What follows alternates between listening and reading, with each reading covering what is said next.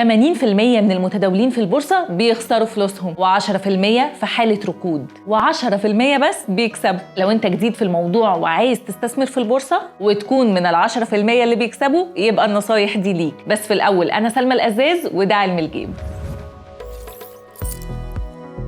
1. خليك متنوع قدر الإمكان. بدل ما تستثمر كل راس مالك في عدد قليل من الأسهم، نوع محفظتك، شوية أسهم أدوية، شوية بنوك، شوية تشييد وعقارات، وهكذا، علشان لو حصل انخفاض في قطاع الباقي يشيله وما تخسرش فلوسك. 2. اعرف محفزات سوق الأسهم. محفزات سوق الأسهم دي معلومات ممكن تأثر على حركة أسعار الأسهم، منها الأخبار العاجلة وتوصيات المحللين، توسع الشركات والتغيير الإداري، وكمان الأحداث العالمية. 3.